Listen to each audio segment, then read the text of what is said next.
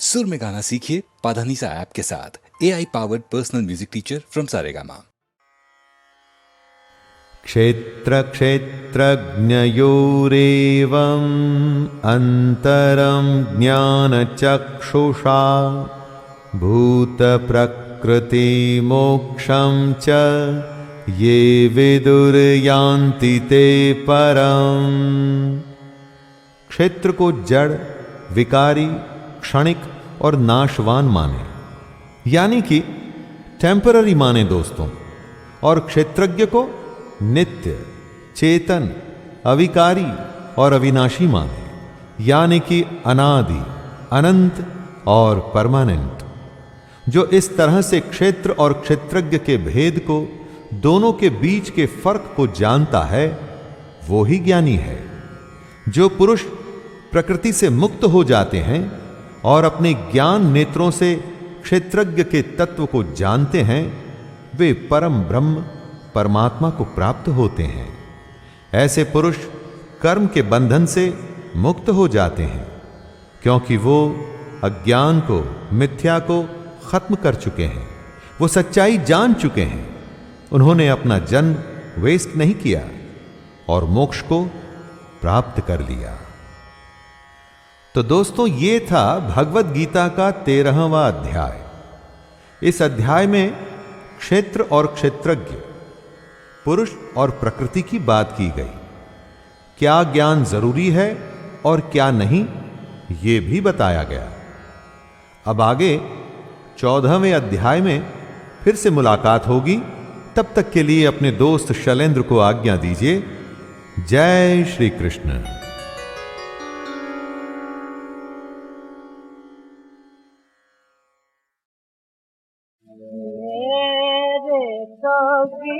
सद गोपाल सद गोपाल दूसरा न कोई प्रभु में सद गोपाल।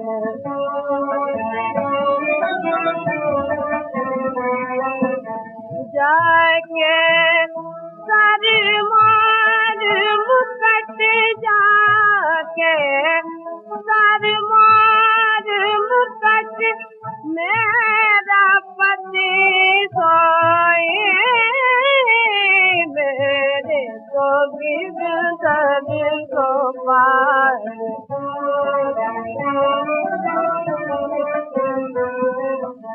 संतन संग बैठ बैठ लोक लाज कोई सासु मातु भाई बंधु सासु मातु भाई बंधु अपना नहीं कोई मेरे गोविंद सद गोपाल।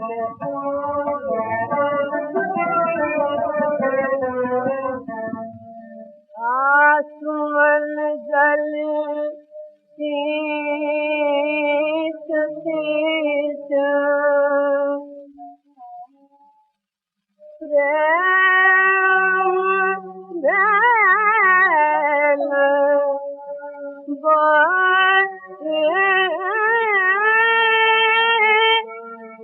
अब तो बैल फैल गए अमृत फल होई मेरे गोविंद सद गोपाल।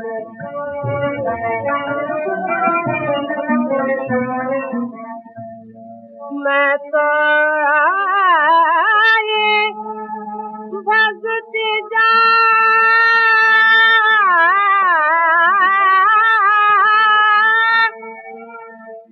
जगत देख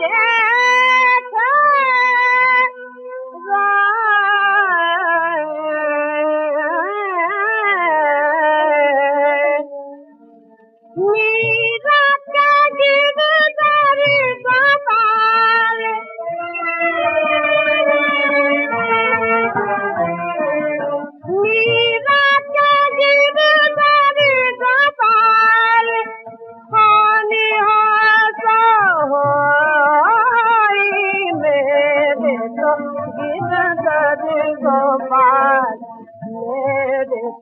गिर गली गोपाल मेरे तो गिर गद गोपाल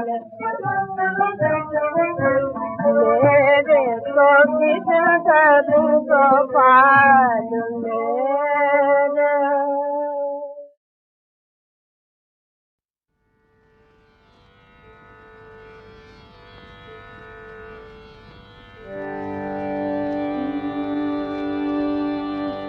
बसो मोरे नैनन में नंदलाल बसो मोरे नैनन में नंदलाल मोहनी मूरत सावरी सूरत नैना बने विशाल बसो मोरे नैनन में नंदलाल मोहनी मूरत सावरी सूरत नैना बने विशाल बसो मोरे नैनन में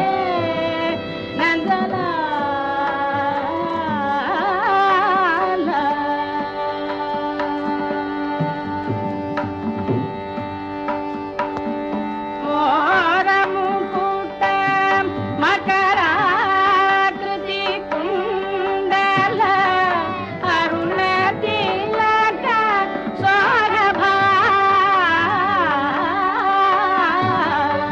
मोर मुकुट मकराकृति कुंडल अरुण तिलक सौरभा मोर मुकुट मकराकृति कुंडल अरुण तिलक शोभा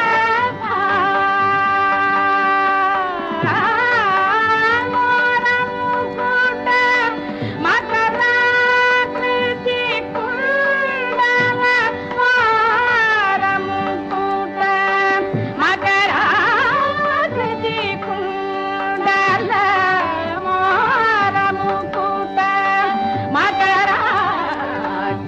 कुंडल अरुण तिलक शोभा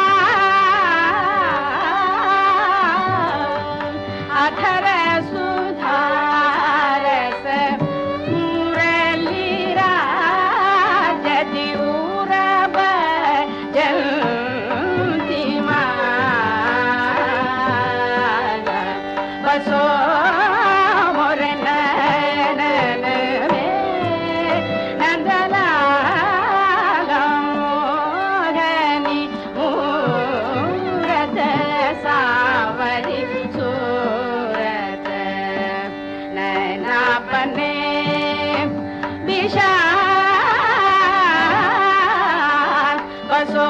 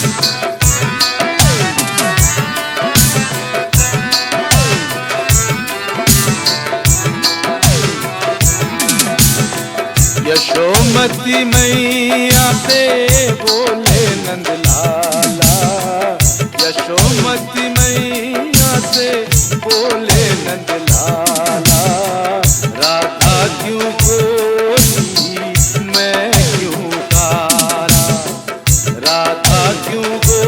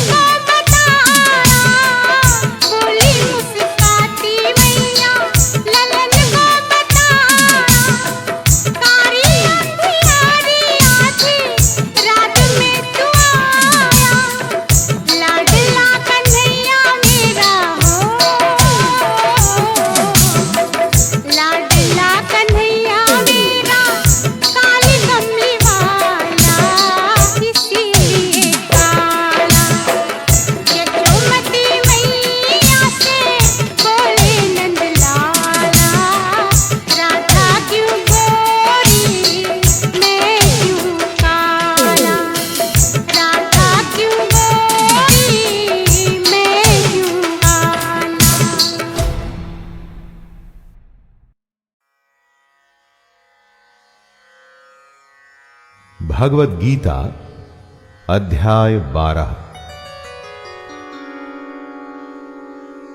दोस्तों, मंदिर में जाकर के आप ईश्वर की उपासना कर सकते हैं, या चाहें तो अपने काम को करते हुए भी कृष्ण को मन में रख सकते हैं।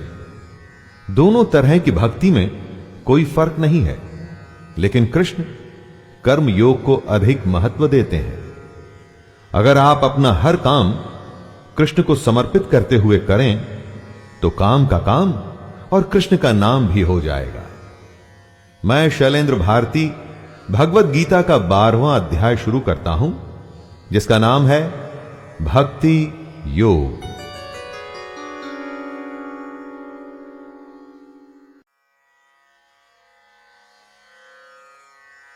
भगवत गीता अध्याय 12।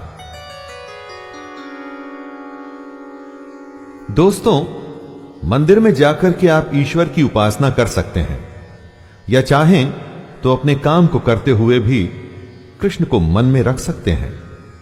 दोनों तरह की भक्ति में कोई फर्क नहीं है, लेकिन कृष्ण कर्म योग को अधिक महत्व देते हैं। अगर आप अपना हर काम कृष्ण को समर्पित करते हुए करें तो काम का काम और कृष्ण का नाम भी हो जाएगा।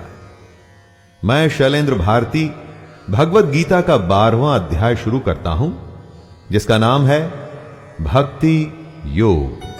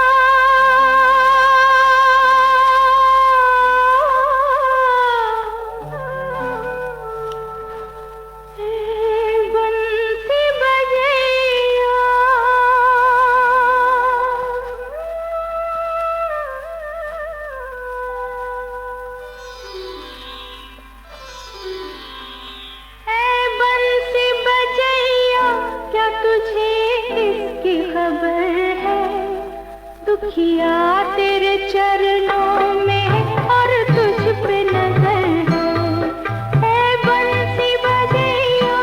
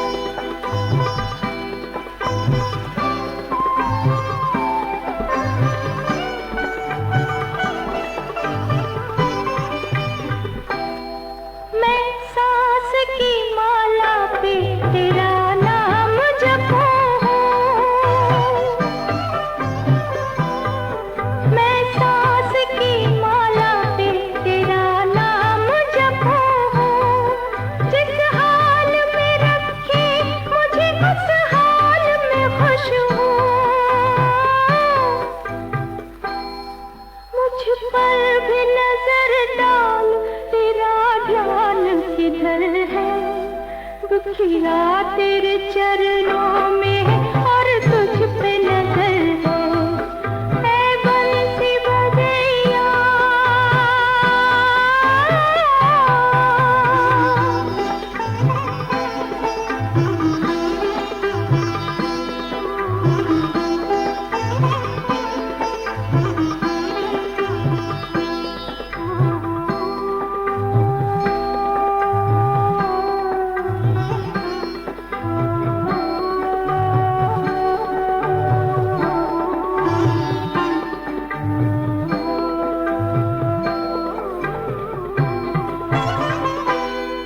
तुझसे कोई शिकवा ना ये फरियाद है सुन ले। तुझसे कोई शिकवा ना ये फरियाद है सुन ले। किस्मत मेरी बर्बाद थी बर्बाद है सुन ले। जब तू है मेरे साथ तो किस बात का डर है। दुखिया तेरे चरणों में और तुझ पे नजर है ऐ बंसी बजैया।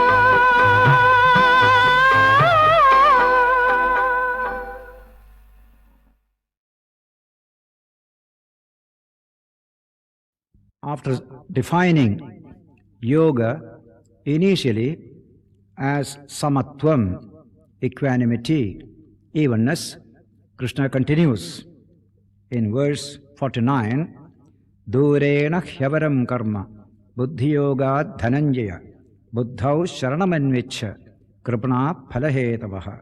Work done with desire for fruits is verily far inferior to that performed with the mind undisturbed by thoughts of results.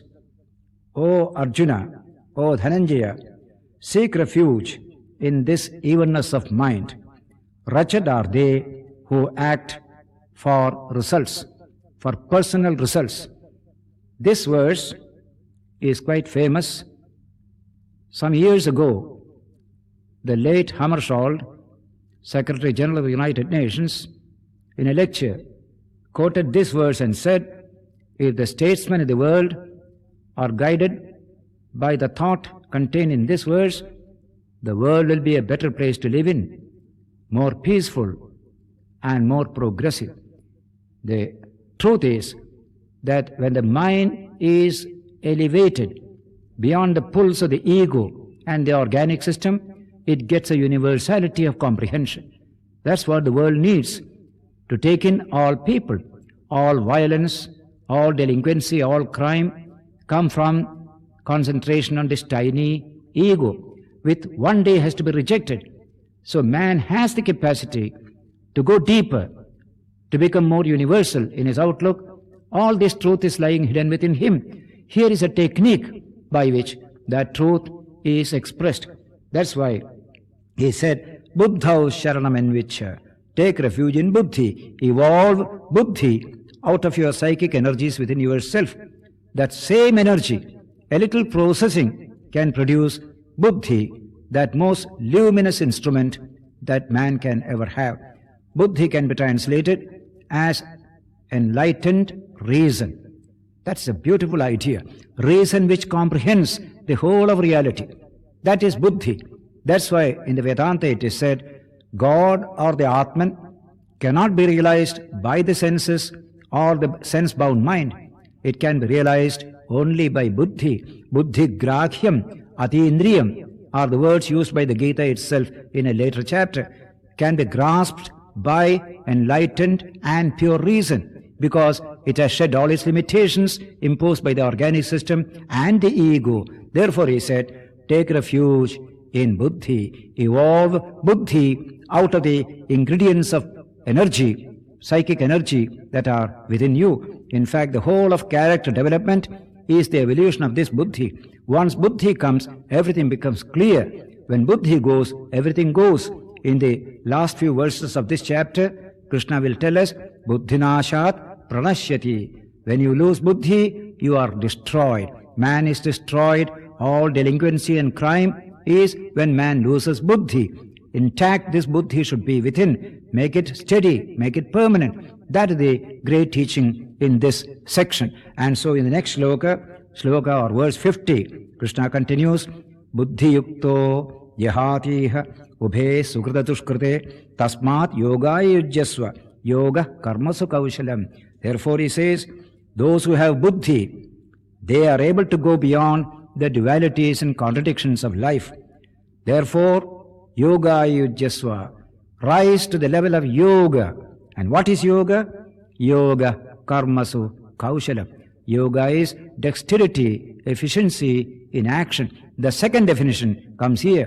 Yoga is dexterity, efficiency in action. That double efficiency by which man becomes a productive unit of society outside, man becomes efficient spiritually within himself. He grows spiritually, becomes expansive and universal in the context of that work by which he enriches society outside as well. This double efficiency is yoga, says Krishna in the Gita. Similarly, karmajam buddhi yuktahi phalam tyaktva manishinaha janmabandha vinarmuktaha padam gacchanti anamayam. The wise, possessed of this evenness of mind, abandoning the fruits of their actions, freed forever from the fetters of birth, go to that state which is beyond all evil. They become pure, they become perfect. This is possible in this very life. This book will say, Yedate mohakalilam buddhir vyatitarishyati tada gantasi nirvedam shrotavyasya shrutasya cha. When the intellect crosses beyond the taint of delusion, then shalt thou attain to that indifference regarding things heard and things yet to be heard. This confusion of ideas, confusion of things that you hear from various sources, that will never come because your mind has become steady. This is further expressed in the next verse. Shruti vipratipannate yadasthasyati nischala samadha vachala buddhi tada yogamavapsyasi. When the intellect, tossed about by the conflict of opinions, has become immovable and firmly established in the self, then shalt thou attain real yoga. That is real yoga, that perfect steadiness of mind, steadiness of buddhi. It has become established like a house built on rock. In the famous example given by Jesus, the wise man built his house on rock, and the rains descended, and the floods came, and the winds blew, and beat upon that house, and it fell not. It was built on rock. The foolish man built his house on sand, and the rains descended, and the floods came, and the winds blew, and beat upon that house, and it fell, and great was its fall. Here is a choice before every human being. Build your life on the rock bottom of the infinite Atman, which is your true nature, not on the shifting sands of your own sensory appetites, organic cravings. That will certainly come to ruin, as civilizations come to ruin. Too much concern with organic pleasures and satisfactions. We have seen it in the Roman civilization. We see it even today's Western civilization. We have seen it in many civilizations that appeared in India in earlier times, so that it is a great teaching that men and women must go deeper, realize the truth that is hidden within them, establish a relationship of love and concern and service in the world outside, thus fulfill the destiny of man. It is this great philosophy Krishna is trying to expound to all of us here. Efficiency is the word used. Efficiency everybody wants, but various types of efficiency are there.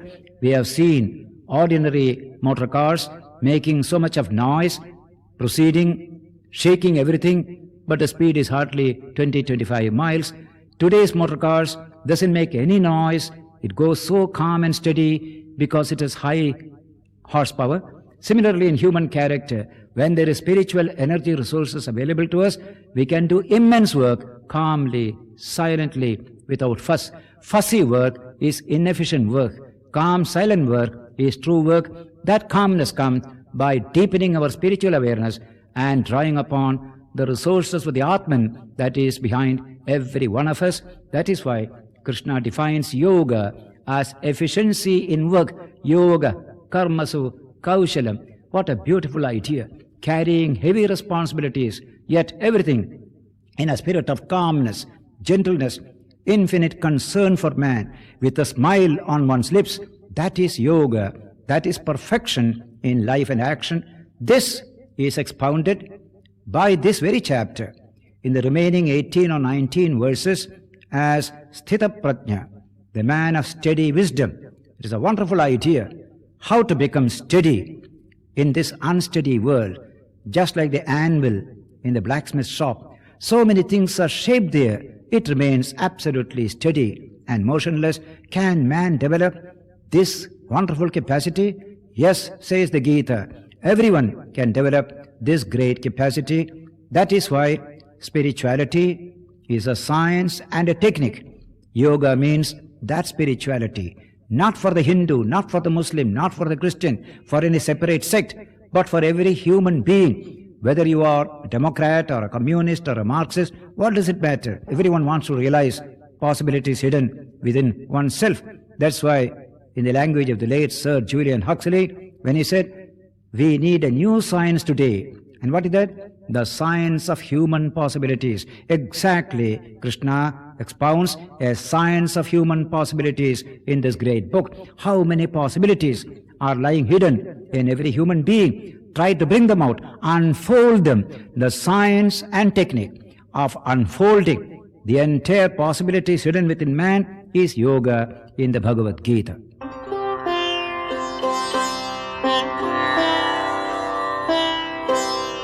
Arjun उवाच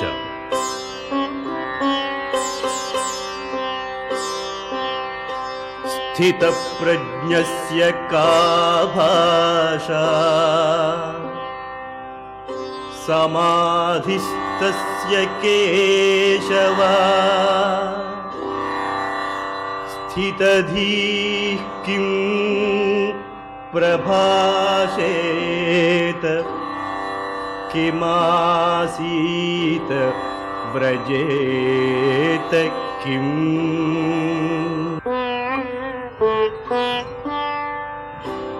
श्री भगवान उवाच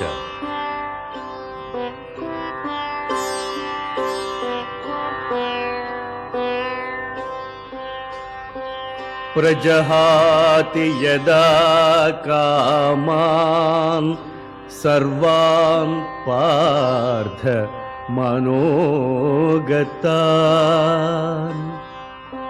आत्मन्येवात्मना तुष्टः स्थितप्रज्ञस्तदोच्यते।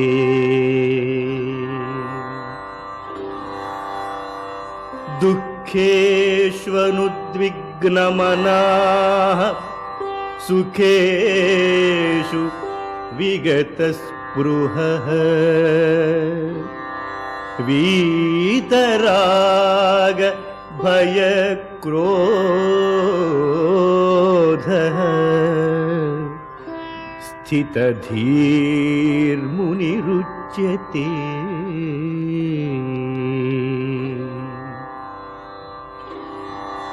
यः सर्वत्रा अनभिस्नेहस्तत्तत्प्राप्य शुभाशुभम्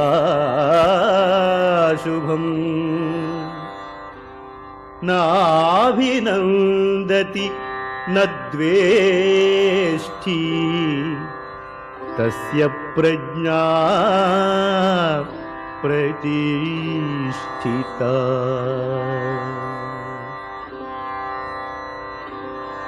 यदा संहरते चायं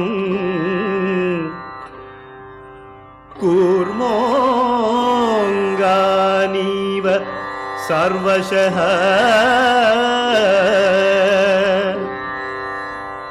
इन्द्रियाणीन्द्रियार्थेभ्यस्तस्य प्रज्ञा प्रतिष्ठिता।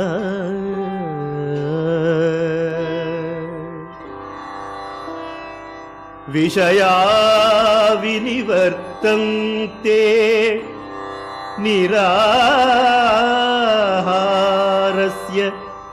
देहिनः रसवर्जं रसोऽप्यस्य परं दृष्ट्वा निवर्तते।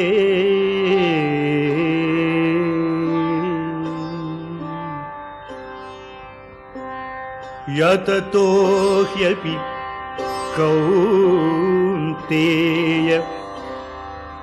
पुरुषस्य विपश्चितः इन्द्रियाणि प्रमादीनि हरन्ति प्रसभं मनः। तानि सर्वाणि संयम्य युक्त आसीत मत्परः वसेहि यस्येन्द्रियाणि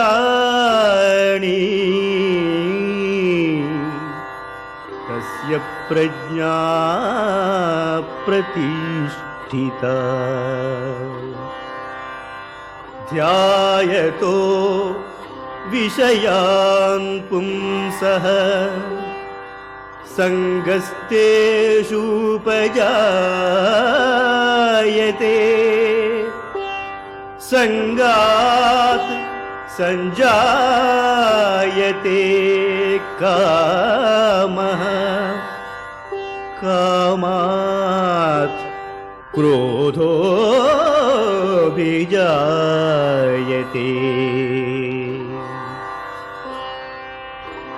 क्रोधाद्भवति सम्मोहः सम्मोहात् स्मृतिविभ्रमः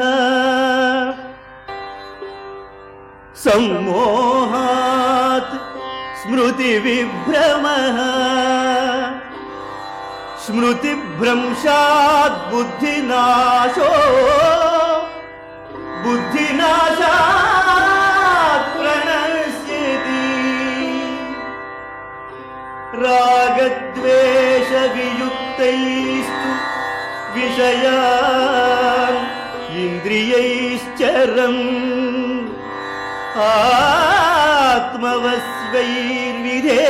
आत्मवस्वैर्विधेयात्मा प्रसादमधिगच्छति।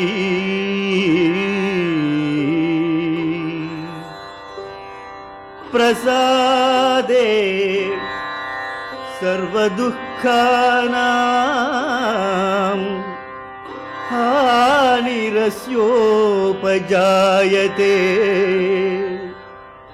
प्रसन्नचेतसो ह्याशु बुद्धिः पर्यवतिष्ठते।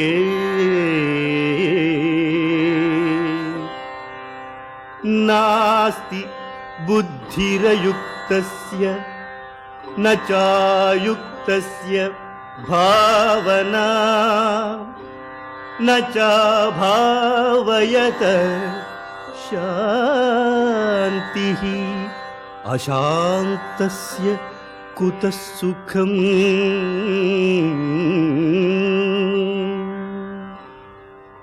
इन्द्रियाणां हि चरतां यन्मनोनुविधीयते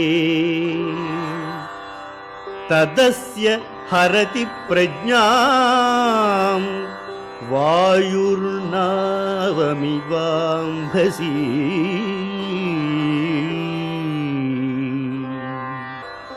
तस्मात् यस्य महाबाहो निगृहीतानि सर्वशः इन्द्रियाणि इन्द्रियार्थेभ्यः तस्य प्रज्ञा प्रतिष्ठिता।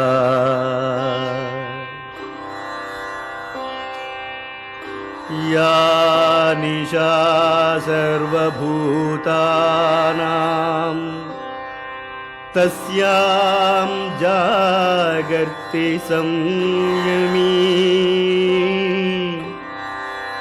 यस्यां जागृति भूतानि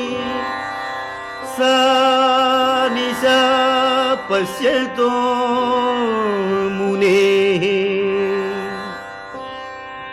आपूर्यमाणमचलप्रतिष्ठम् समुद्रमापः प्रविशन्ति यद्वत् तद्वत्कामायं प्रविशन्ति सर्वे स शान्तिमाप्नोति न कामकामी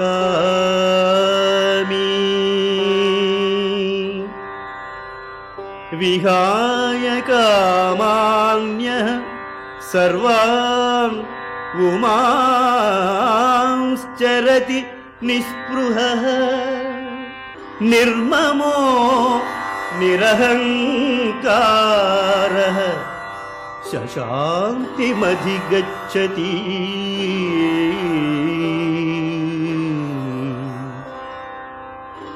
येषा ब्राह्मी स्थितिः पार्थ नैनां प्राप्य विमुह्यति स्थित्वा स्याम् अन्तकालेऽपि ब्रह्मनिर्वाणमृच्छति इति सांख्ययोगो नाम द्वितीयोऽध्यायः।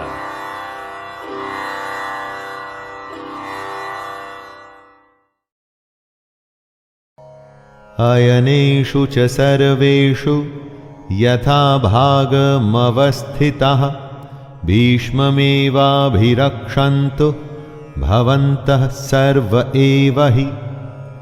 दोनों सेनाओं के इस तरह के वर्णन से दुर्योधन अपनी इस बात पर पहुंचना चाहता था, और वो ये कि हर किसी को अपने अपने मोर्चों पर अपनी अपनी जगह स्थित रहते हुए निसंदेह भीष्म पितामह की रक्षा करनी है। कहने का मतलब, आप होने वाले युद्ध में सबसे अधिक उसकी रक्षा करते हैं जो आपके लिए युद्ध के लिए सबसे अधिक आवश्यक हो। जैसे कि दुर्योधन और उसकी सेना के लिए भीष्म पितामह हैं।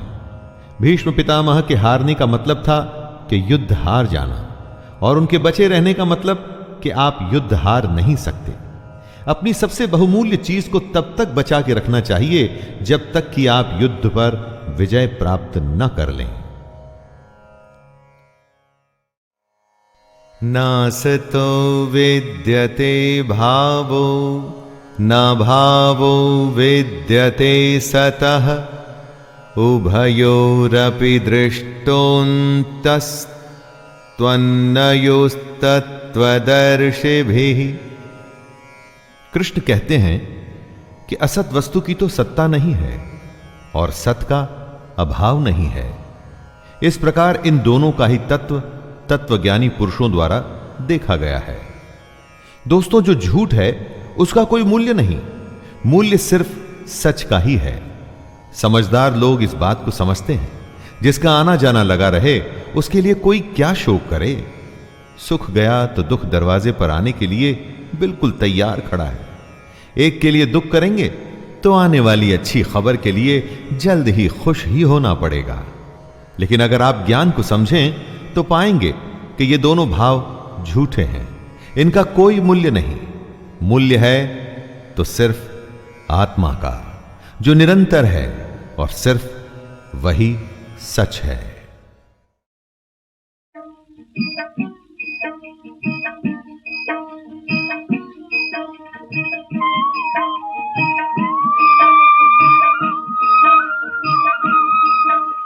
मोरे घर श्याम श्याम घटा, श्याम घटा नहीं बरसे ओ घन श्यामा, श्याम घटा नहीं बरसे। प्यासी अखियाँ तरसी तरसी, श्याम घटा नहीं बरसे। मोरे घर श्याम श्याम घटा।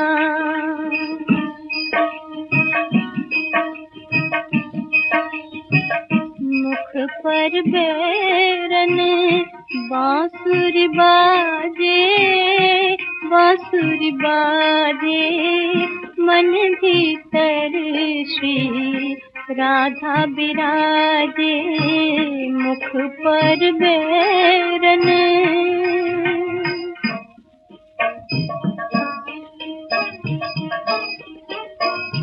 तेरी सखी काहे बैरन बोली, तेरी सखी काहे बैरन बोली, मोरे तन की कथा तूने मन से न तोली, मन से न तोली, बैरन बोली सुन रे सखी। माटी बीच मिलाया तन को, रंग महल समझा सखी बन को, जन्म मरण संग खेली होरी, अंग अंग भयो पोरी पोरी। नस नस फिर छलनी कर डाली, नस नस फिर छलनी कर डाली, मन की सगरी मैल निकाली। तब जाकर मोरी किस्मत जागी, तेरी सखी मोरी किस्मत जागी, तब जाकर मोरी किस्मत जागी, और काहन के मुख संग लागी। ना मैं बांसुरी ना मैं राधा, ना मैं बांसुरी ना मैं राधा, रंग रूप का मुझ में बाधा, मोरी नौका इस विध तरसी, शाम घटा नहीं बरसी, मोरे घर शाम शाम घटा।